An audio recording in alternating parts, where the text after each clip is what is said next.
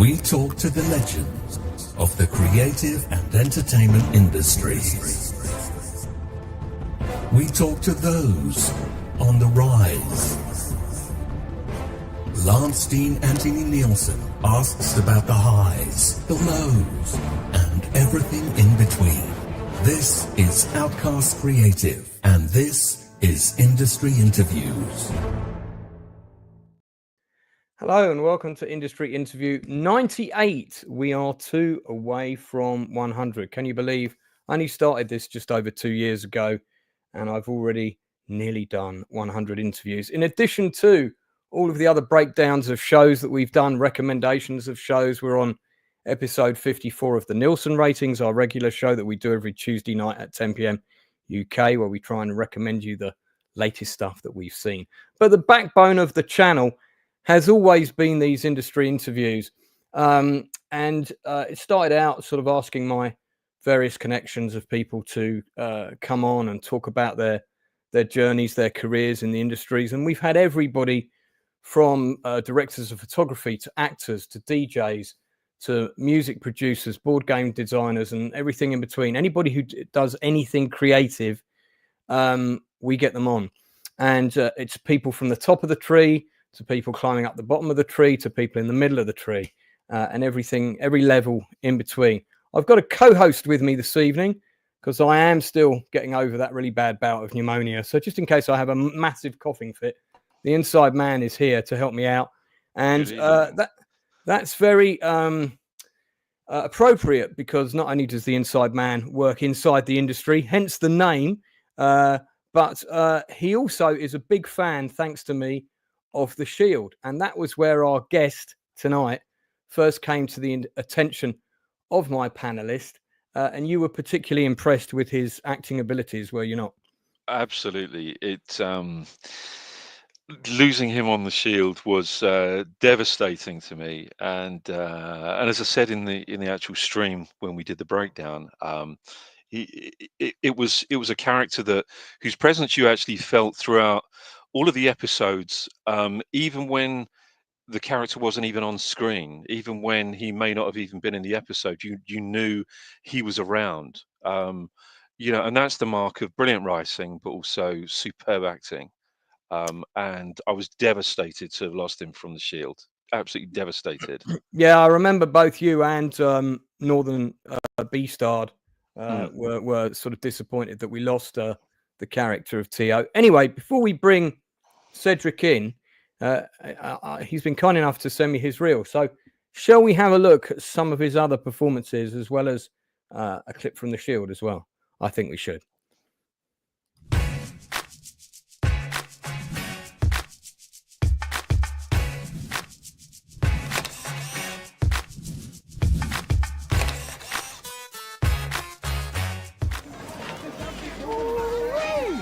What's up, baby? I'm Tourette. Tara. Tara. All right. So what's a fine girl like you doing sitting here all by herself? I'm married. Well, that's not a problem for me. My husband is a mercenary. Oh, you making that shit up. He'd kill us both. Bitch, you crazy. He already shot one guy in the nuts just for buying me a CD. Hell no. My old man says, Jimmy, what's mine is mine. You got nothing coming, so you got to go out and make your own money. So that's exactly what I did. Jimbo, how'd you spare us to stroll down memory lane? What? You double parked or something? You ask a question, I'm answering. Come on, you're playing games. Okay. Say if I help you, how you gonna do right by me? You got a parole hearing in 2 months. A call from us to the board to do a lot more than that hat you traded for 2 packs of smokes. Kufi. It's not a hat, it's a kufi. One is a sign of respect to the Prophet Muhammad. I know. What you don't know is that wearing it doesn't mean you're rehabilitated. And this money that turned out to be counterfeit with your prints connects you to the murder of Patrick Dent. You may have been in jail, but that doesn't mean you're not an accessory. Maybe you know him as Noah Hubler. I had nothing to do with Father Time's demise. I never even seen that white boy before. Jim, we found a dead man laying in a bed of your cash. Your prints are everywhere. How are you gonna explain that to the parole board? I figured Keenan took her because he was late. I wasn't late. I'm never late. In fact, I'm always here early, which technically makes me on time. And because of all of the rollover minutes of being here early, in fact, I'm on vacation right now. Well, I'm here to congratulate Fantasia. Oh. Got you some flowers here. I see that. Thank you. Oh, no. Thank you. What you thanking me for? You bought the flowers. Well, I'm thanking you for being you. Because you make us believe. Because every day that we step out that door or take a breath, we hope that our mistakes don't follow us around now that we know better. Someday, we'll get a chance to be everything that we hope that we are now that we look in the mirror. A Mexican psycho torched my goddamn building. Yeah, we saw. What'd you lose? I got lucky. Most of the product was cut, bagged, and out. I had some cash in my records in the safe. What's safe? What records? Accounts ledger. Income expenses, you know. No, I don't know. I'm running a business. I gotta know what's coming in and going out. Going out? Well, like payments to me? My name is in that goddamn ledger? It's in code, man. I call you landlord. Hey, you and your boys didn't have a problem with the way I do business when I damn near doubled your cut. Interesting. Where have you studied? Mostly in my bedroom. Huh. Is that a bad thing? No. Just surprising for someone with your talent. Well, your stuff is great. I do have a few concerns, though. You're younger than I expected, and we have firm deadlines to make a press run. Give me a deadline. I'll meet it. All right. Sit down. So DJ Drano and King Paul, you know about their dealings with a jeweler named Stuart Steinman? I knew they had trouble. Fake jewels and whatnot. You get involved in it? I had to. Part of the job. When's the last time you talked to Steinman? Gentlemen, I think you're well aware that I spoke with Mr. Steinman last night. Oh, you're just a cut-to-the-chase kind of guy, huh? All right, so what'd you talk about? Drano's fake fraud. What about it? That Steinman needed to replace it like he had done with King Paul, or pay the money back. He got the point.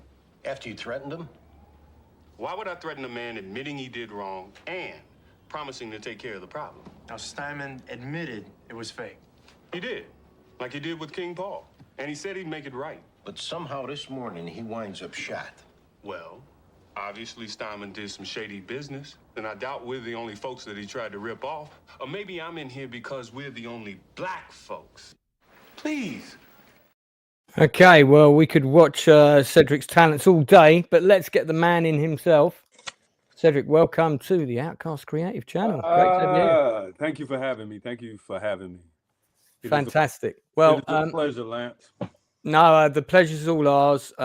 Really great to have you here. We've got another fan of yours actually watching in the chat who's got his own YouTube channel. He's a big fan of The Shield as well. In fact, I introduced him to The Shield, and he also said it was a shame that your character disappeared. He's got a question for you later, but I'll come to that in a bit. Before we get on to your career, the first thing we always do on an industry interview, and you're here with the inside man, by the way, who's another big fan of the show, is we ask you a few quick fire questions. There's no right or wrong answer about your own experience of growing up with culture. Okay. So I want to know, what is the first film you remember seeing on the big screen as a kid? Sinbad. Do you know which Sinbad? The Eye of the Tiger, would that have been, or? No, it was the older Sinbads. The Seventh Voyage of Sinbad. Right, exactly. Yeah, what a movie. Yeah, exactly. And I can remember vividly. My family was very religious, and so for us to go to the movies, somebody had to be sneaking me in. Like, you know what I mean? And so I remember vividly going to the movies to see Sinbad. And it was the first thing that made me realize that, oh my God, there's a world that I can live in where I can play and pretend and that kind of thing. Yeah. And what was the last film you saw on the big screen that you paid for a ticket to go and see? Gladiator 2. Oh, okay. What did you think? Yeah, okay. Let's move on. Well, let me Go on. Let me say this. Historically, because most people don't know this, historically, those two emperors, those twin emperors, those were black. They were Moors. Right. In history, just FYI. I mean, neither here nor there. So, I mean, yeah. I mean, Denzel, fabulous by far. Denzel was good in it, but I didn't think it was a great movie, I have to be honest. Yeah. It was a bit all over the place. I went to sleep twice, and I tried to see it the first time and went to sleep in it, and tried to see it the second time and went to sleep in it. I would say that's not a good sign. Let's move on. Wait a minute. The second time, the opening credits ran, and then I woke up at the closing credits. Oh my God. Tell us a favorite movie of yours that you watch at least once a year, like that you might have in your home Blu-ray collection or whatever. Oh my God! It might be like Die Hard at Christmas or the. No, I can't tell you that movie because there are passwords associated with that movie. Okay. Let me give you favorite movies that I watch over and over again. Just one or two. One will do. Well, I mean, the thing is like I'm big in animation. Like I love animated movies. Okay. So it has to be one of the movies out of the Archer series. Yeah. Okay. Yeah, I do like Archer. Big fan of Archer. Yeah. What television drama series since the year 2000 that you personally haven't worked on? So you can't pick The Shield, which would be my pick, by the way. Have you seen that you've gone, oh my God, this is good. I've got to binge watch all this and I would love to be in something like this. Landman. Have you seen Landman? Oh, wow. We've discussed that show on this channel in detail. That show is the epitome of just pure, unadulterated, being present in the moment kind of acting. Yeah. Billy Bob Thornton is brilliant in it. And it's nice to watch him get older. Yeah. You know what I mean? Yeah. And to see the season, I mean, Billy Bob Thornton by far, but to see, the interaction, I love that. We're actually going to do a special on this channel this year about the work of Taylor Sheridan, because we're all massive Taylor Sheridan fans here. Got it. Particularly the one that's set in the prison system in the fictional town. We all really like that show. I don't know why the name's gone from my head momentarily, but I've seen every season of that, and also I've got 1923 and 1883 on the shelf behind me here. But yeah, his thank you, Toxic, Mayor of Kingstown. His product is consistently good. Do you have a favorite actor or actress that you haven't worked with yet that you would love to do a scene with in a film or a TV show? Morgan Freeman. Yeah. Fantastic. What about actress? I'm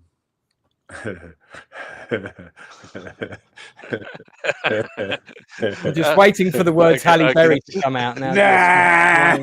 No. Give me Megan Good, man. Megan Good? Oh my God, man. Yes. I would love to work with Megan in some capacity. Yeah. I was when I was in LA last, she had like some sort of cop drama film drop. I can't remember what it was. And this actor Rufus, he was putting me up in LA for 3 months, and it was just before I was leaving. And I said, I'm going to take you to the movies tonight. I've got the tickets already. I don't know if you're going to like the film. Right. It's a surprise. And as soon as we got there, he went, "Damn, man, you're taking me to see Megan Good? This is good." That was his line, and I'll never forget that. As soon as he saw it was a Megan Good film, he was very happy with me. True story, man. I was walking the red carpet one time, and Megan was at the end of the red carpet. And when I walked up on her, man, I tongue-tied. Just couldn't say anything. foot in mouth. Yeah, man. I lost all my swag. Cool points were gone. All of that. And no disrespect to her relationship, just simply saying that her presence for me, even the times that I have been around her, have been. Yeah, man. She's classic girl and great talent. I mean, Yeah, she's fantastic. Talent. She was great in that particular movie, which I think was about corrupt cops. I can't remember the name of the name of the film. Okay, look, right, that's our quick fire stuff finished. So let's go back in time. Tell us, what was the zeitgeist moment that caught the acting bug for you? Was it going to see Sinbad, or did you have some kind of cool teacher at school, drama teacher at school or something like that? Yeah, I had a cool mother at home. Oh, even better. Yeah, my mother was a first grade teacher for 43 years. Two children who she pushed towards the arts in a roundabout way. For me, it was all about the written word, like books and stories. Like she would come home and read Dr. Seuss to me as a kid before I could even read, and the characters would have different voices. And so it just kind of continued from there, from being the first Black Santa Claus in a school to being the lead hokey pokier in Head Start. I mean, it was always plays. It was always theater. And then I became an athlete and in high school, and I dated this older woman who psychoanalyzed me and asked me, what is it that I always wanted to be? And if money was no object. And for me, the first thing out of my mouth was actor. But I was slated to go to college at a computer school and got a degree in computer science. And so I stayed away from the theater and from acting and all of that until I graduated. 2 years after I graduated, I ran across a play. Once on This Island was the play. And I cried when I sat in the audience because I knew I was about to quit my job.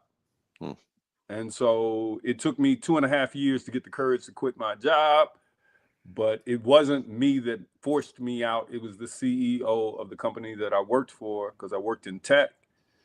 He took me to lunch and he asked me, where did I see myself in 5 years? And I told him, writing, directing, acting, and producing. People will know my name. And he said, okay, great, you're fired. And so I cried, but then I convinced him to give me a year contract after that. And then 1 year after that, they let me go. And I started out as a production assistant and then working for a producer, and then found out that I didn't want to be behind the camera. I wanted to be in front of the camera. So I started taking classes, and the rest is history. Where was this? Was this East Coast, West Coast? Where were you? Here. I'm in Atlanta right now. Right. It was in Atlanta. Atlanta raised me. I spent 15 years on stage from here to New York. And then I did a little show with an actress by the name of Ruby Dee, who's deceased. God rest her soul. Yeah, she was. I actually met her in London one time. But one morning at breakfast, Ruby Dee, drinking her classic Bloody Mary, said to me, stop doing theater, that I needed to go get some celluloid. And I said, I don't have cellulite, Miss D.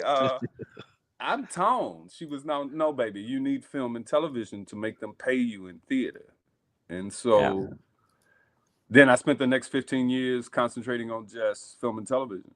And just recently visited the stage probably about 3 years ago and had a good time, but that's a lot of work. And, and what did you do on stage 3 years ago? Because I'm not familiar with your stage credits at all. God, you would ask me, man. Yeah, well, it's an interview, so absolutely. Man, come on, man. This is when Bob Marley may be fogging my brain. Oh, I see. I thought it was because it was Willy Wonka the musical or something. No, man, it wasn't the musical. It was East Texas Hot Links was the name of the show. It was done by a guy named Eugene Lee, and it was done with Kenny Leon, who is a huge Broadway director right now, but it was done with his theater in Atlanta before he pulled up out of Atlanta. It was the last show that he did that buried his name. Before we sort of dig through your various film and TV credits, and needless to say, there'll be about 500 questions about The Shield. But before we get there, most of our guests that have come on have been, obviously we've had people from the UK, but most of our American guests have been based either in New York or Los Angeles or California. I think we might have had one other guest from Atlanta. Now, I know Atlanta's massively changed. The film industry is really burgeoned there in the last 10 years, especially. Plus, Tyler Perry opened a studio there. Got the big set of the White House. You can see it quite clearly on Google Earth if you go and have a look. And you had The Walking Dead, which was shot there. And a lot of this is to do with the Atlanta tax incentives that brought a huge. They made really good tax incentives for production. So that brought a huge number of productions there. Correct. What would you say are the pros and cons to being based in Atlanta as an actor over, say, New York or LA? Well, one of the things that my management team was smart enough to do was to make sure that I always had representation and based out of Los Angeles. Yes, it may have bypassed my ability to be able to get local jobs within Atlanta, but there was a difference in pay from Atlanta to Los Angeles, and I worked extremely hard and sacrificed the time that I was in Los Angeles to get to where I am pay-wise. And so from that particular perspective, Atlanta, I kind of backed off of the entertainment industry in the sense of acting for probably a period of time because I had someone significant in my life who passed from breast cancer, and I stepped away from the industry for a moment. And, very sorry to hear that. Oh, well, give thanks. I appreciate that. But jumping back in, I had this whole thing of I've always been on the other side of the camera. Right. Always produced something from the very beginning of my career. And so I jumped into wanting to executive produce and that kind of thing. And so the things that I've been in Atlanta, hey, it's the difference between the way an actor eats and an exec eats. Let's just say it that way. So it just gave me that ability to take all of my know-how for 35 years of being in the entertainment industry and push it towards my own career. And so You've been based in Atlanta for how long now? Probably off and on, probably for the last 9 years. How on earth did we not see you as a zombie in The Walking Dead during that time? It's interesting because I was working with the production of The Walking Dead, and you must have been up for roles on that. No, man. It's funny. No, I wasn't. I stepped. When I say I stepped out of the industry, I stepped out of the industry. Oh, okay. So that was for during that time. Yeah, but I was at the height of my career in Los Angeles, and I had a choice to make. And if given the choice to do it again, I would probably do it again. Because that whole transitional period put something in my life that made me better as a performer. It made me more vulnerable. It gave me depths that I've never had before. And so, it's been the dopest experience that I've had. So what I'm saying to you is I look forward to what's to come. Sure. Because now I feel like I'm capable of reaching for so much. Yeah. And this is the thing, isn't it? I think an awful lot of actors do say the same thing as yourself, Cedric, which is that their life experiences are their reservoir, the reservoir from which they can pull these various experiences from and pour those into their acting, into their various roles. And I think by having this reservoir of emotion and life experience, it's something that I think is quite essential.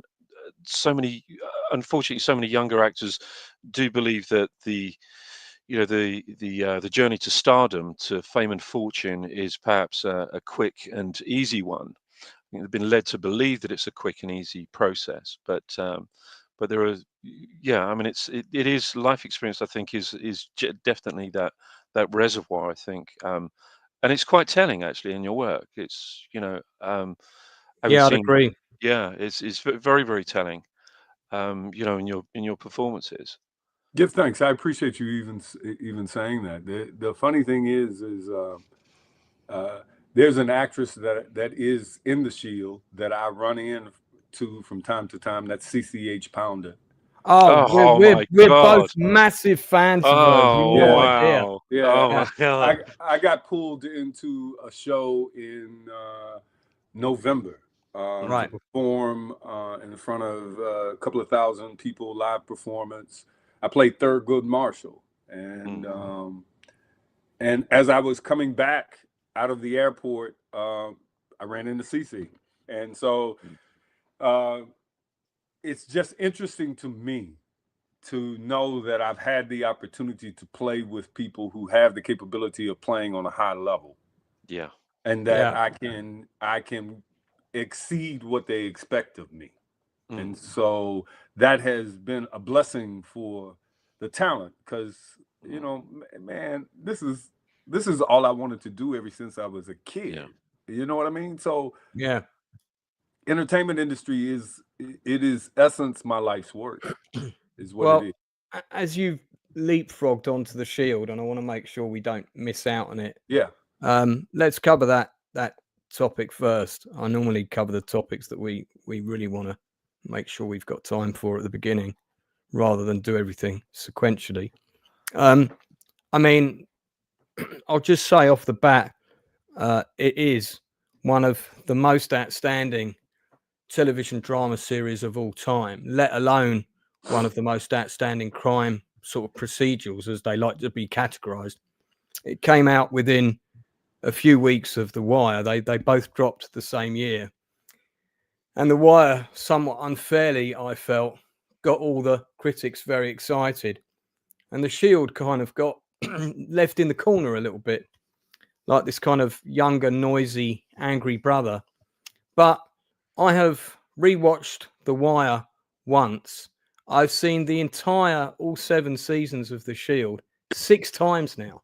I'm doing the 6th time for our detailed breakdown. It is so rewatchable, and every time I rewatch it, I see just how brilliant it is. Everything from the subtle nuance of the various actors to the narrative, to the writing, and everything in between, the choreography, the direction. It really is an outstanding benchmark of television. And not only that, it's not a show, unfortunately, that could be made today.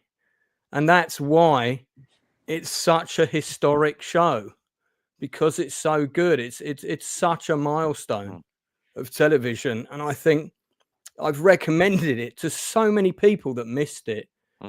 And there isn't one person I've recommended it to that hasn't absolutely loved it. One of our panelists binge watched the entire thing in 9 days.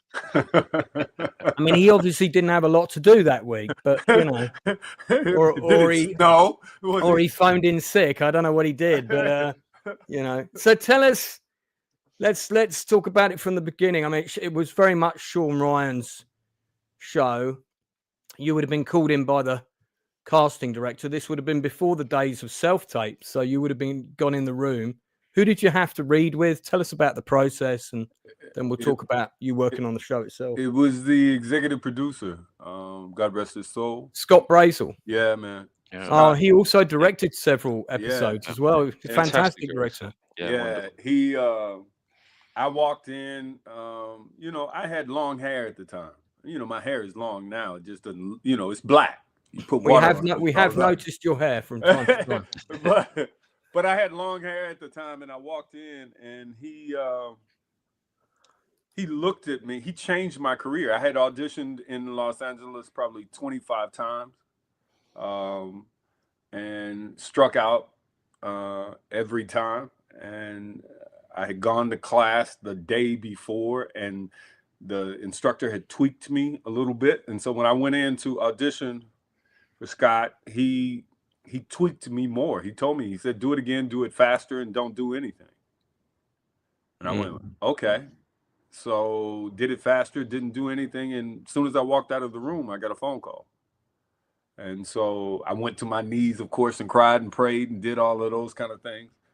But that was the introductory kind of experience of the Shield. The Shield at that particular time, and when you speak of The Wire and the Shield, I liken it to hip hop. It's like West Coast hip hop.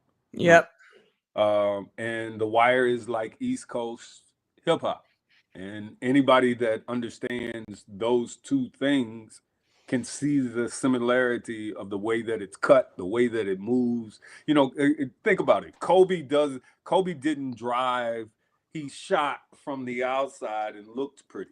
And that was kind of what the Shield was. It was a shot from the outside, and it looked pretty. But The Wire was gritty. And it was, let me take you to the hole and that kind of thing. So, we won awards, won an Emmy, Chickless did. And the show lasted a long time, and I thought I was about to ride with it. But as I was sharing with you, Lance, Chickless walks up to me the second season. We're about to go to a table read, haven't seen a script, and Chickless has the Emmy in his hand. And he was like, dude, I'm sorry, man. I was like, what? Sorry about what? He was like, you're dead. And I'm like, oh no. That's how I found out I died. Oh my God. And so I ran to the head writer, Kurt Sutter. Yeah, I ran to him and I'm like, yo, dude, what happened? And he was like, man, I went to the bathroom and came back and you were dead. And I'm like, dude, why you pee on me? So that is exactly how I found out. You were literally killed on the toilet by Kurt Sutter. Literally. So in that same instance, that was my first experience of dying out of a show. So talk to us about the shooting process, because you did 4 episodes and the Shield was quite unique because of the way it was shot. Talk to us about that. They were 3 camera setups shot in film style, which means that there was always one camera that was moving. And so it always had movement. If you watch the series in itself, there is always movement, either movement into it or movement out of it or movement during it. Sure. But there's always movement. And like that process at the time had not been done, not in film style. And so it's the way that I prefer to shoot, actually, because you can get more pages done in the course of a day. Yeah, and I think also you get a greater flow to the delivery in your acting, because there's not so much stopping and starting. You can do bigger takes in one go, and you've got more freedom of movement as well, because the camera's following you rather than you following your marks. There's a bit more freedom and fluidity to that style, which I think is for a show like this is very well suited.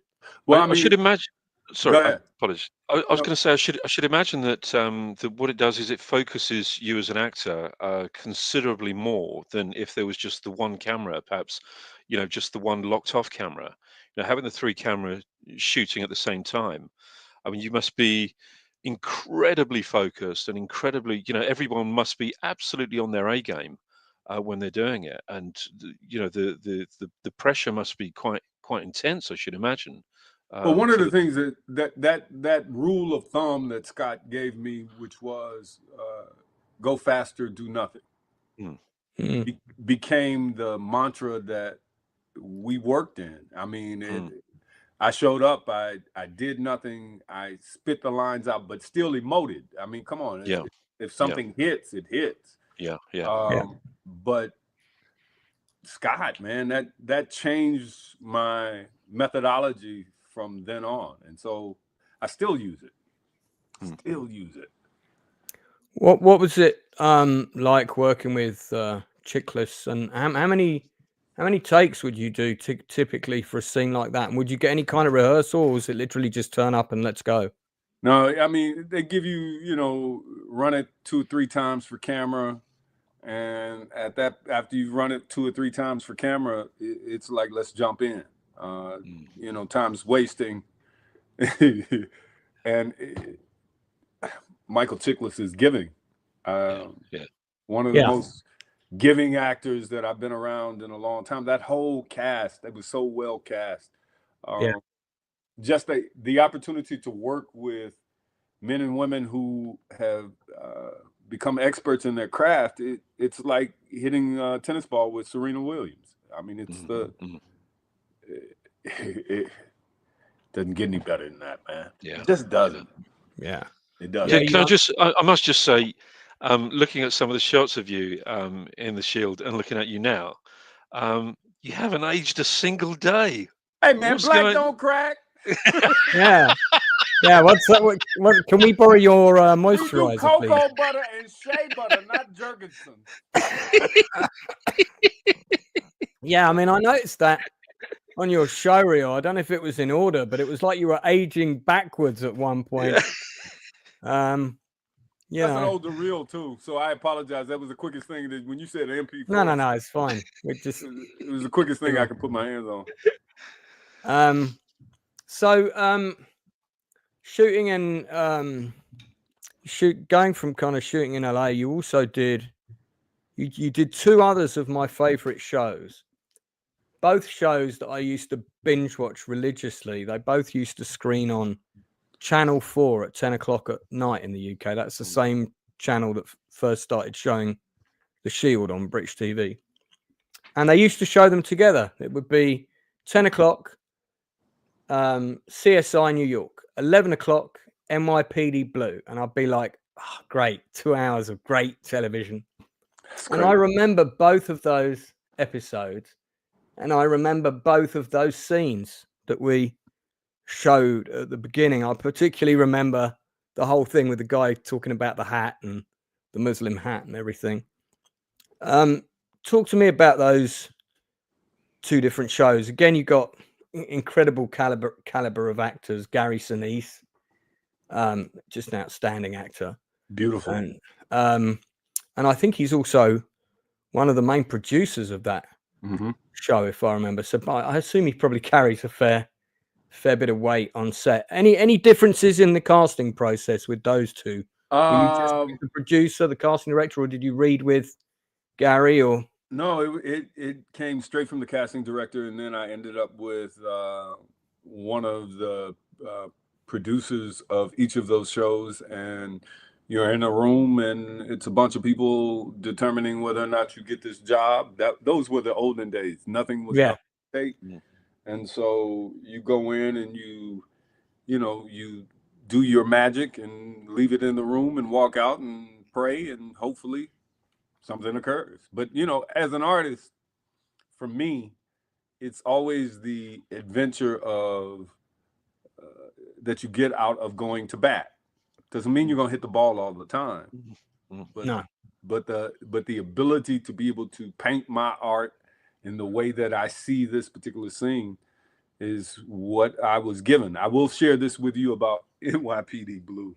Please.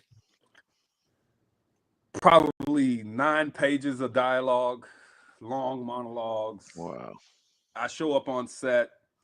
They're going from one character to another, and then they push into me, is the way that it was originally done. So you're seeing, like, you're following a young lady taking a folder, and the folder takes you here, and then it takes you here, and then eventually it pushes into me, and then it pulls back.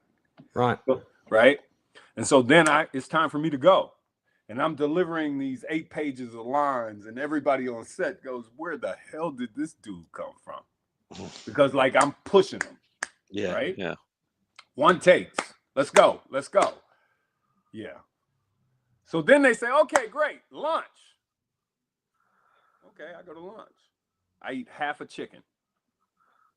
Well, the thing about black people and chicken, is the itis creeps in. For those of you that don't know what the itis is, you get a little sluggish. You feel a little sleepy. And so I go back to set and I have one line.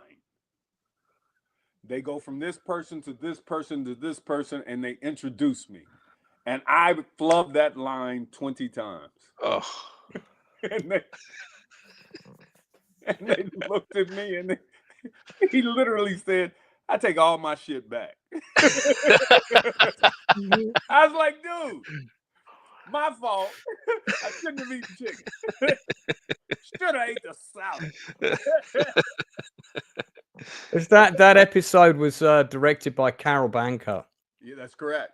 And so the biggest thing is you learn as an artist what you have to do in order to stay at peak level.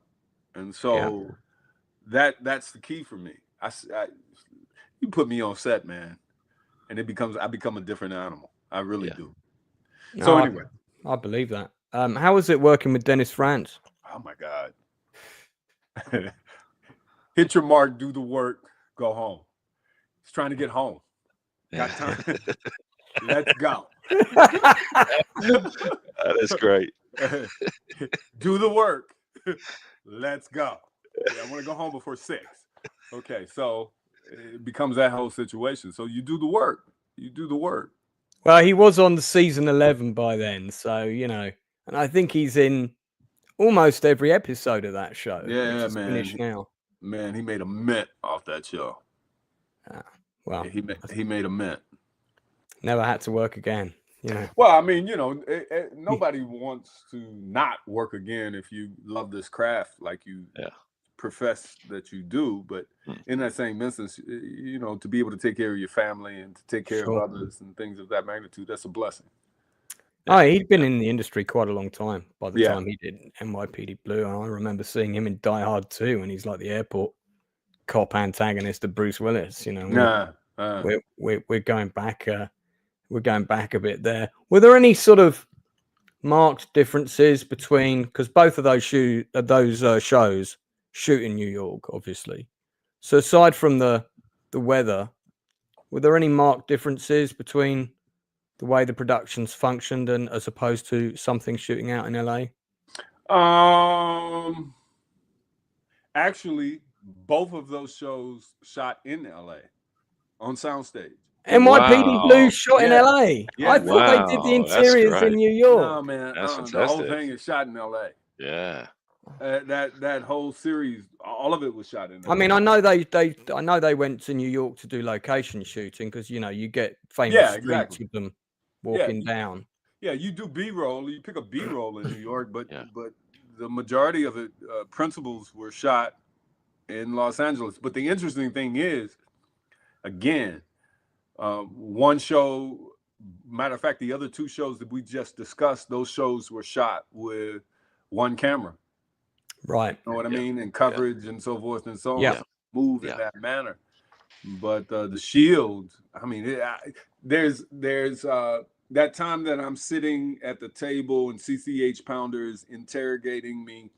I remember distinctly camera to the left, a camera to the right, and then there was one on the floor coming up looking at me from the floor. And so just that movement of that, I'm telling you, that show changed the way I perform, but it also changes the way that I, as a producer and sometimes director, like to shoot. You know what I mean? Just, give me the 3 cameras and let's go. Well, these are all things that you sort of pick up and take with you, aren't they? Right. You add them to your toolbox, as it were.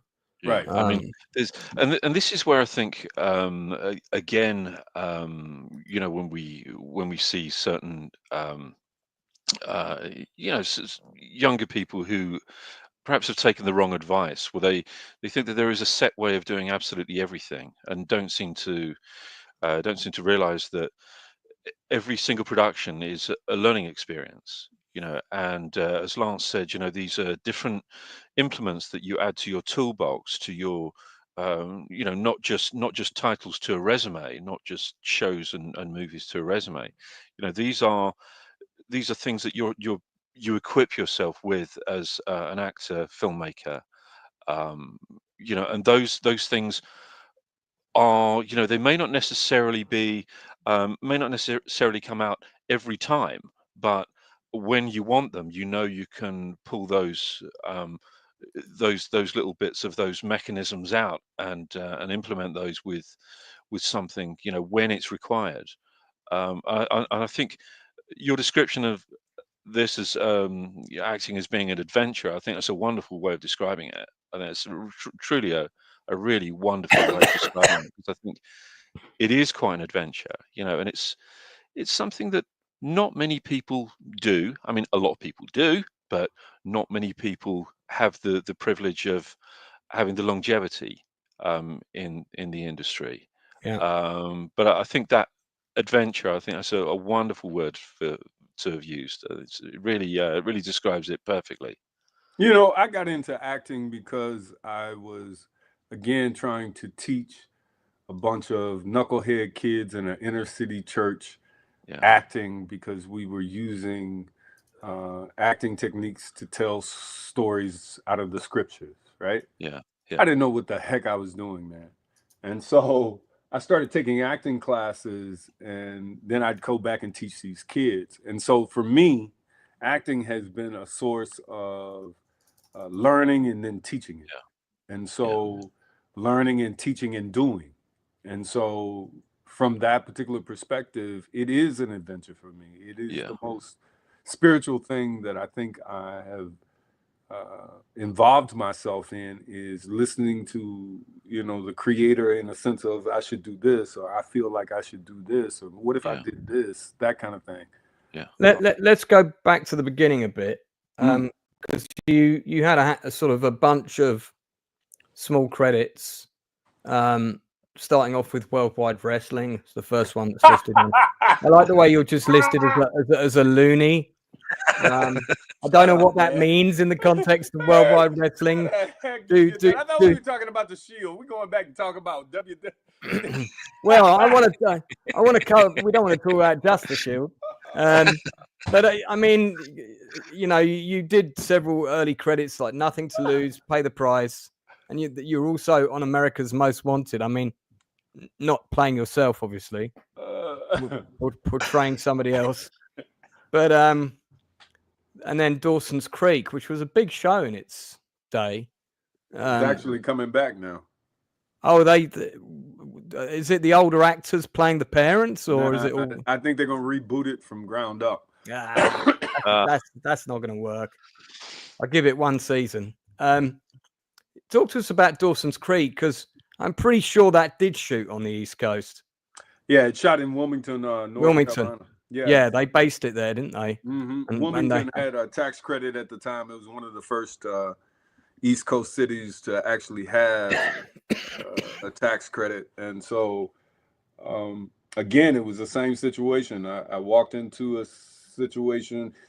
Well, let me say it to you this way. It's interesting because Wilmington is actually 6 hours away from Atlanta. And during that time, there wasn't self-tape. You had to appear and audition, and if you got a call back, you had to go back to Wilmington. So you were doing 12 hours total in drive in order to get the role. And so, I walked in, I did what I do.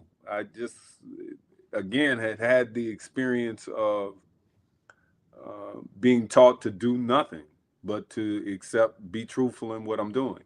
And so that's what I took into that particular situation. But it was, again, it was the first time. I mean, look, a black man on Dawson's Creek. Come on. Yeah. Dude.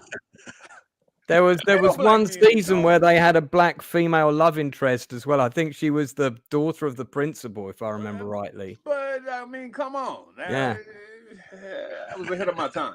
Yeah, you were ahead of it. How was that? Because they were sort of, I mean, that was quite unheard of to do a show with that many seasons outside of the main production bases, somewhere like that, which worked because it gave the look of the show. It made it very authentic in terms of they really used the local locations and all of that stuff. But what was that like working on that kind of production? It was a big deal for me. because it was early in my career. It was the thing that kind of established the fact that I could play on a larger level. It's right after that show, my friends kicked me out of Atlanta and made me leave. I mean, pressured me bad to leave the city and to go to Los Angeles. And so it was the thing that kind of propelled me to the next level. And so, yeah, man, Dawson's Creek was a pinnacle moment in my life. So, yeah. Have you always been with the same agent? No. No.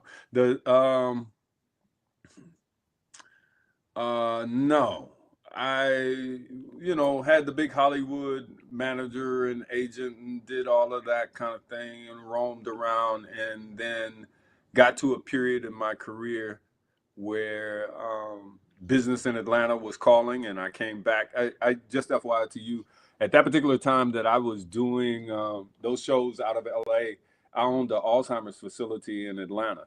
And so as an entrepreneur, I was going back and forth.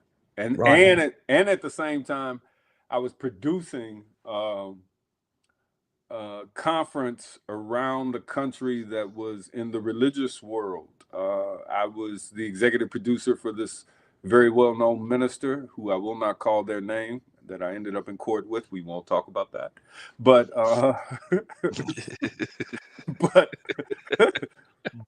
okay.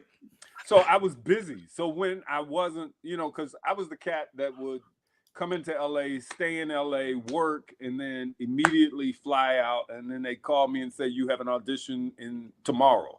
And I'd catch a flight and go back to LA and learn the lines on the plane and book and go work and then go back out. And so I was constantly moving. My life has always been like that. And so, but now, I'm simplifying. I mean, our industry has quite a high casualty rate in terms of relationships and marriages and this kind of thing. And, I know what I'm talking about from personal experience here. Yeah, we should take up an offering on this one. Yeah. Cedric and I are going to co-write a book together on that topic at some point in the future. Yeah. Cedric and Lance's Guide to Life in the movie industry. But I mean, my question was going to be, looking back now, if you were going to advise your younger self on that particular topic, what would you say are the key pieces of advice to work-life balance in the film industry? How do you juggle that and make that work? Meditate more. I got a piece of advice. I did this show in Atlanta, and I was thinking about leaving and going to LA, and I did not follow this man's piece of advice and went to LA as a married man by myself. Don't advise that. If you're married, take your wife. Yeah. No, I was not a good boy. So was that too many trips to parties in the valley? I did not go to the parties in the valley, and no Diddy parties. Leave me alone. but yeah, that is not a good piece of advice. And okay. So the toll of entertainment on relationships is heavy, and most of the time, you have to really value what it is that you want out of life, and like look at it long term as opposed to the short term. And like that situation, I was young, man. I didn't have that individual like trying to school me in that department, and so I would have made some different choices. Let's say it that way. Sure. I mean, but again, I've got no regrets. Let me say it that way too, because I don't have any regrets about my life and what I've done or how I've lived. Right. Okay. So, Well, so as a young boy, as a young guy growing up, um, would you say that there were any actors that were the biggest influence on you, that you looked at and you thought, I want to be that guy. That's the guy I want to be. I grew up in a musical town. Muscle Shoals, Alabama, at one particular time during the 40s, 50s, 60s, 70s, and 80s, 25% of the music in the country was recorded there. So you had everyone from Aretha Franklin to Michael Jackson to the Isley, not the Isley brothers, but Alabama, and so forth and so on. All of these people recorded there. And so I got exposed to the studios and seeing what entertainment was in that capacity. And then music was always around, and people were always performing. Even when I go to my hometown now, it's the same situation. The first thing I do is go to the clubs to see who's performing. And so that performance bug, but from an acting perspective, there wasn't, I watched John Wayne and Elvis, man. I didn't know Elvis was racist.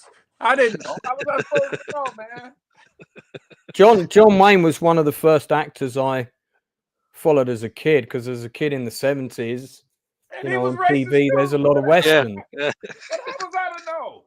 I didn't know. My mother would always say, because I watched a bunch of black and white movies. Like, I still like black and white movies, right? Yeah. Right.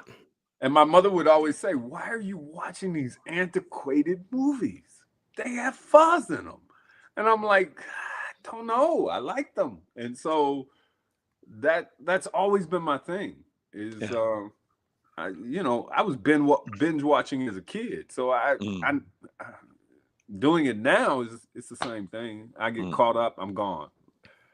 You had, I guess what a lot of actors would call a dream job, in the sense of it's always great to get a recurring role on something because it's steady money coming in, and that was working on House of Pain, which is a show that I'm not personally familiar with. It's a Tyler Perry show, right? Right. And I'm assuming that was a job you got in Atlanta. Actually, I was producing around the country this little thing called Battle of the Bands, which was high school marching bands that performed in a traditional manner. And we were doing anywhere from 40 to 70,000 people per stop. And wow. Yeah. And I was touring that. I toured that for 4.5 years. And so and you're fingering quite a lot of pies. Well, I mean, the different deal is, times. I love entertainment. I don't know how else to say it. And so, my acting representatives at the time did not want to hear that I was producing, didn't want to know that I was producing. They wanted me to just act. And when I got tired of people telling me what to do, I'd go produce. And when I got tired of telling people what to do, I'd go act. So that's kind of how the whole thing started. So the reason I share that is because a guy heard that I was producing this show and they were about to go out on tour. And Tyler came to a concert that I produced with Missy Elliott and the Brat and Little Kim in Birmingham, Alabama. He drove down and he drove me back from Birmingham to Atlanta. And dude, I must have crapped in my shoes 12 times because he drove like 125 miles an hour. And a trip that should have taken 2 hours took us at least an hour. And he came to my house. And so long story short, I toured Tyler around the country for 2 years before anybody knew who he was. And so we get to New York, and there was a limo driver that was driving us to the venue, and I stayed in the car, and the man prophesied to me and told me that there was greater things for me and that I needed to leave the tour. And I went, what? Dude, you know what kind of money I'm making? And piece of advice, and resigned 2 days later. And when I resigned, everybody kept asking, "Are you sure you want to walk away from this?" And you know, hindsight being 2020, I'm kind of glad I did. And 2 months later, I hear that Tyler is about to do his first movie. And so I walk into the audition, and Tyler starts laughing, and he says, "What are you doing here?" And I was like, "Dude, I'm here to audition." And he was like, he threw a script at me. And he was like, "Pick a role." That's brilliant. That's brilliant. And so I picked a role, and the role got cut out of the movie. Oh. But the residuals kept coming.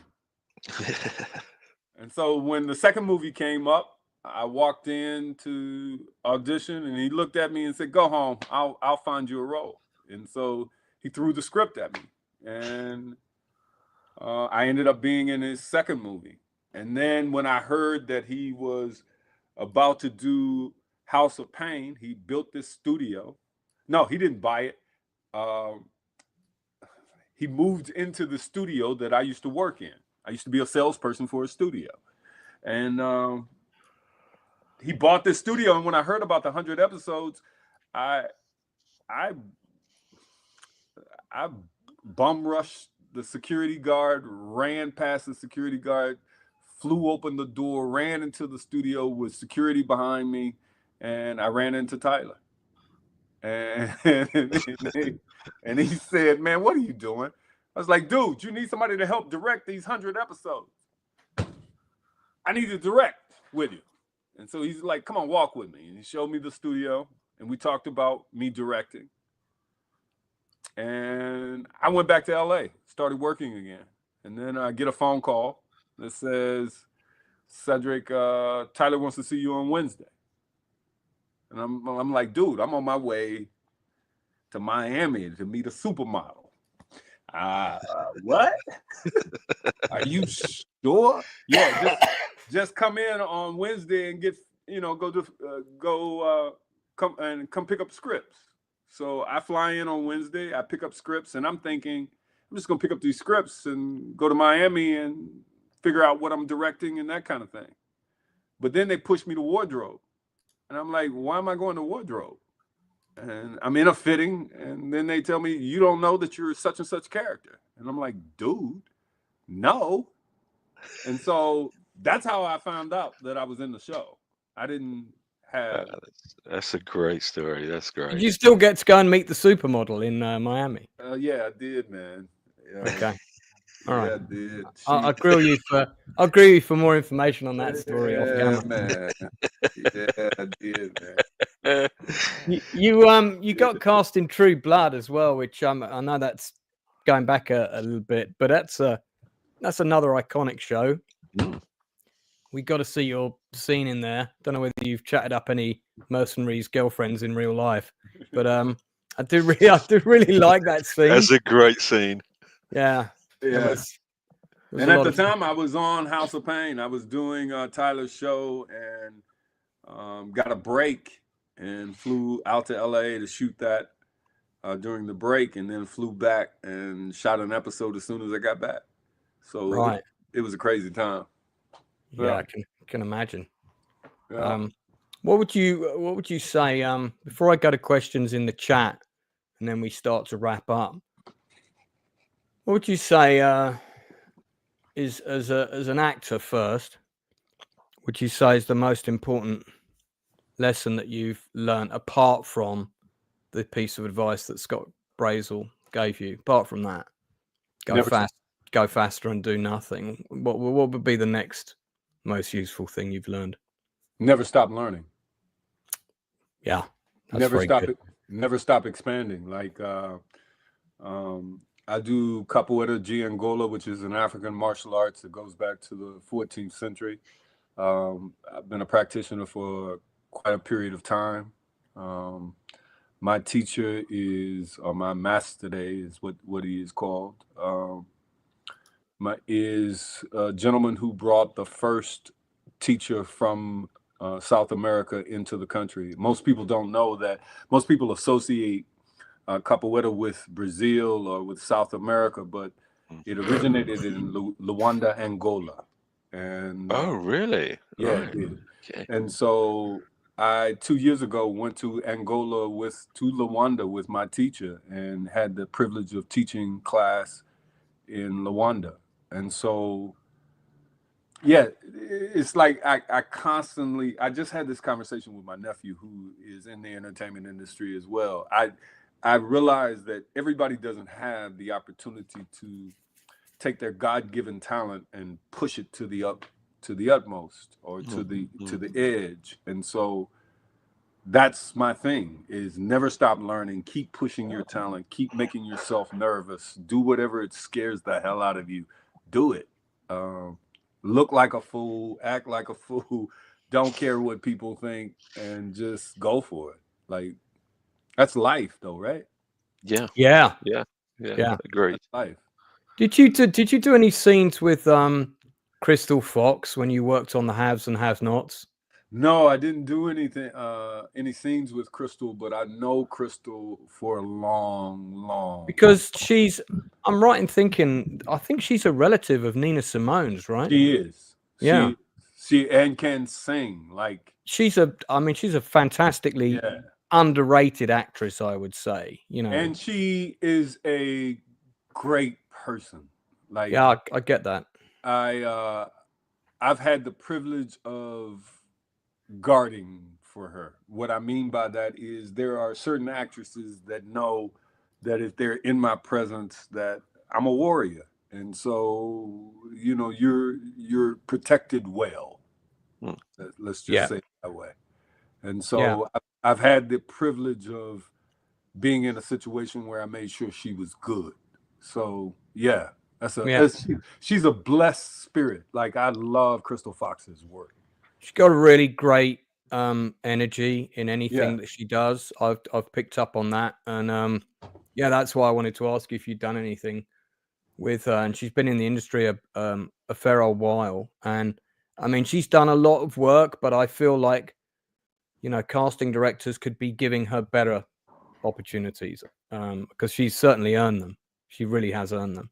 Well, you know, that's the interesting thing. Like, most actors don't have the opportunities to go and sit with acquisitions people at some of the companies, the larger companies, the Lionsgate, the Sonys, the so forth. So, and I've had the privilege of sitting at the table and asking the questions and understanding how they value actors and what makes an actor, you know, paid this amount as opposed to this amount. So it's a difference in the world of Q. I'll say it that way. What puts butts in the seats. And Crystal's work is consistent. She's consistent.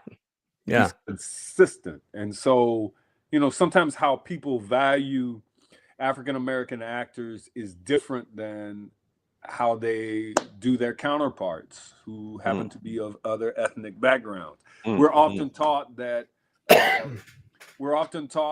things don't sell overseas when it comes to Black movies and things of that nature. We were taught that for a long period of time, but now understanding that 1 in 4 people will be of African descent in 2030 on the planet, 1 in 4. And that 1 in 4 will be under 25. You've got to look at the way that media is being consumed and know that there's a different value. They're wanting to see people that look like them. So I'm starting to feed and gear up stories that reflect that culture. Sure. Because I'm gonna feed the monster, man. That's the bottom line. No, I'm gonna feed the Jolly Green Giant. Is what I'm gonna do.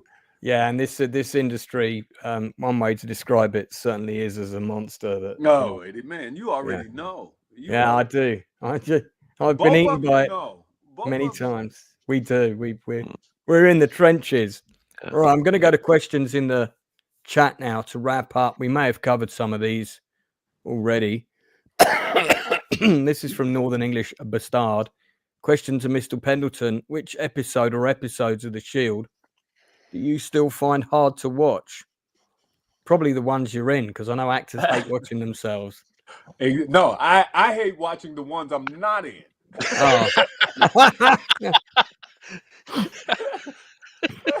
It's hard to watch it, man. I'm getting no check out of that. Lord Toxic says it's Tio. He's alive. So you've returned in the flesh, baby. Did they that you know, because there was like a charred body of you that they found. Did they take some kind of like sculpt off your face for that? They did. Yeah, I thought so. They did. Yeah. Proctophile asks, what do you think of Denzel's accent in Gladiator 2? Come on, man. You don't have to answer that if you don't Come want. on, man. Oh, man. Yeah, okay. Moving on. Let's move on. I mean, first of all, let me say this. Like, that man has paved the way. Yeah. Yes. For me as a talent to come and to follow. So, as far as I'm concerned, you know, Denzel can do no wrong from the perspective of his talent and his capability, because I know him from stage. I know him from film and television. Not film. Well, I guess I do know him from television, film and television. And so, like, I've watched him progress. So whatever he does at this age, I'm going to tell you like this, Philip Baker, who was in a little film that I did, God rest his soul. He was 78 years old. He had a 3-year-old kid when I met him. And he told me one day, he says, man, they're just happy that I show up on set and I can remember lines. So with Denzel, I'm just happy to see him work. I mean, but yeah, I mean, I would have done a little, you know, things a little differently if I'd have had the opportunity to. But again, it's the big budgets, man. It's the big decisions. So, you know, they're selling tickets worldwide. So when you think of it from that perspective, that's why he's a $20 million man. So I don't have $20 million on my little rolls, but you know, God is good. God is good. Lord Toxic says, Mr. Pendleton, it was so sad to see you leave the show. Tio was such a great character. Thank you. I'd actually like to ask you of the leading characters in the show. I'm talking about the characters rather than the actors. Okay. Which character on The Shield do you like kind of watching the most? Which character do I like watching the most? Yeah, on The Shield. It would probably be CCH Pounder's character. Yeah. Her and Dutch together. Yeah. Such a good pairing with Jay Carnes. I'm trying to get Jay Carnes on the show, actually. I have spoken to him before. Yeah. He does follow us. But she would layer in a way that would be unexpected. You would think it would be going one way when she did rehearsal, but when she performed, it would be she'd come at you sideways. She'd throw something at you that you weren't expecting to see. And so as you consistently watch CCH's performances in the shows that she has been a part of, you'll always notice that there is something being discovered in each scene about her work. And that's something that's something else that I picked up from that particular show. How to discover something in each scene. Yeah, she it's funny that you say that, because on the very last show when we discussed it, because we always pick out our favorite actor each week. Okay. And it's favorite supporting actor, which obviously was you when you were on it. For me and Inside Man, we both picked you. And then we always pick our favorite actor of the episode, and often Michael Chiklis gets picked a lot of times. But the last 2 episodes, I think I picked. I didn't pick Chiklis either time. I picked CCH Pounder. Yeah.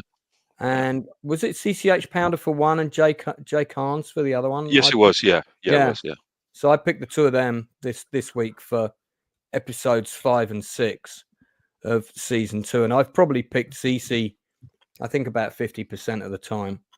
So I just, I mean, I often, because I teach acting like yourself, I often say to my students, watch The Shield. It's an acting masterclass, and in particular, watch CCH Pounder. Watching her is an acting masterclass.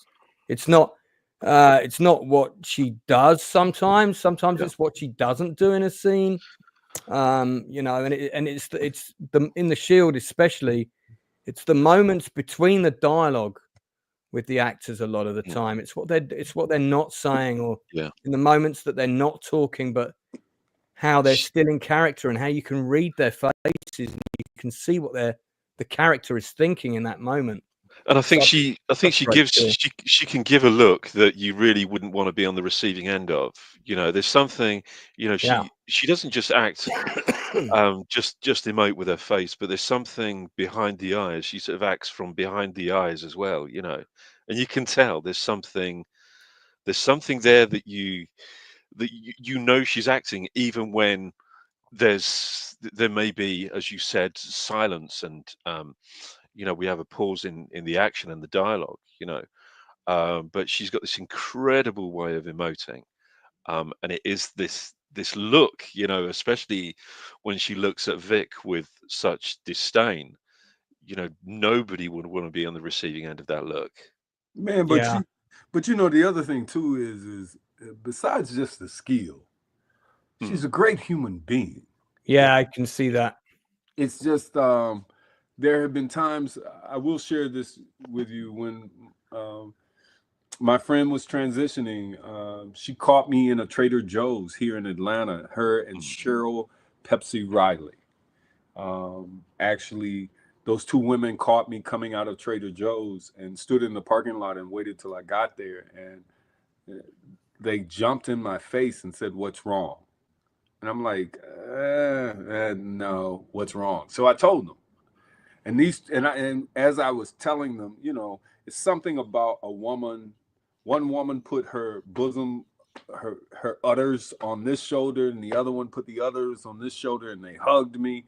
And they said to me, you know, on your epitaph, when you pass, nobody's going to put starring actor, but they will put in service of others, humanitarian. They'll put those words there. And so from that particular perspective, she marked me. She indented my character and made me realize that being a great actor is one thing, but why do you have this platform that you have? And hopefully it is, for me, to inspire other people to chase their dreams. There's some little boy, some little girl somewhere in the world that may be listening to this particular podcast that dreams of being something. Go for it. You're going to reach it. And that's the whole message that I preach. Well said. I think that's a great point to end on. Lord Toxic has just said, "This is by far my favorite industry interview." God bless. Wow. Out of 98. I want to thank my mama. Out of 98 to choose from. Is there anything you want to plug or promote? And like I said, you can come back anytime to plug or promote anything. Now you've been here. And is there anything you can tell us about what you've got coming up in the future? I'm working on a couple of deals that probably, you know, I'm at the point of my career that I've unleashed all of my talents. I've got a relationship with a network that's just been formed. Just FYI to you, I did a little show for PBS, which is the public broadcasting channel here. But the first episode came out of the gate and was nominated for an Emmy. And so, you know, I ended up co-executive producing and starring in that particular little thing. It was basically me playing Mr. Rogers for kids with magic is what it was, right? Yeah. And so it showed me that I was capable of producing television content in that manner, in a quick and kind of down and dirty kind of manner, shooting with multiple cameras. And so I pitched to the network just recently. Network just gave me a green light. And so probably in the next 3 months, I'll be in production. So we'll see what happens. I'll let you know. Darth Plato just said, "Sorry I'm late. I needed to say hello to Cedric." This is the guy who binge watched the entire Shield in 9 days. Hey, man. Thank you. That we mentioned earlier. Yeah. And, thank you. That means there's a residual check somewhere. Yeah, and he also picked you out as his favorite guest actor for that episode. So just prior to you getting taken off. Well, Cedric, thanks so much for coming on. Hey, Lance. No, it's been really, really great hearing about your journey. And also, I think, you touched on a really important thing towards the end, which I think a lot of people in the industry, particularly those that are very hungry, often forget, which is it's not just about being a great actor. Life is also about where and whenever possible being a great person and helping people out. The purpose of this channel is to do exactly that for creative people. And we are here to support people with creative projects, whatever creative field you may work in. As long as you're creating something, we're always interested in hearing from you. So if you're kickstarting your short film, on Kickstarter or whatever it might be, get in touch with us via the Outcast Creative Facebook page, or my Twitter account, and we can get you people on here to promote your stuff, and that goes for any friends of yours as well. I appreciate that, Lance. And then in that same instance, as you gentlemen are, creating content and creating shows and things of that magnitude, make sure that you keep me in mind. I will catch a flight in a heartbeat. Mate, if I could, that would be fantastic. If I could work with you on something that had a budget, trust me, you'll be in the green room faster than I can sneeze. And that's pretty quick. Well, it just reminds me to say thanks to my guest, Cedric, for coming on. Thanks for the Inside Man for being here, for covering me when I'm coughing, because I'm still doing that. Oh my God. We're going to be back on Sunday. What are we doing on Sunday, Inside Man? I think we might be doing a deep dive into the next 2 episodes of The Shield. We are. So we should, to take us out, we should probably show the video for that, don't you think? I think so.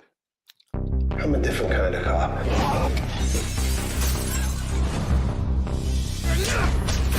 We knock down the doors other cops don't want to. Taking fire from every scumbag in town.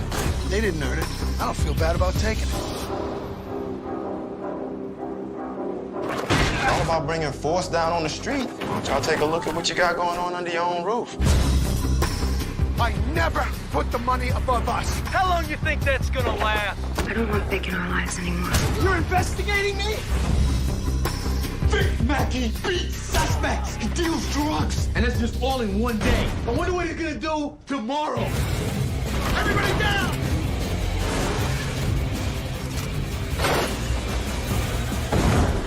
Hey, my day's just getting started.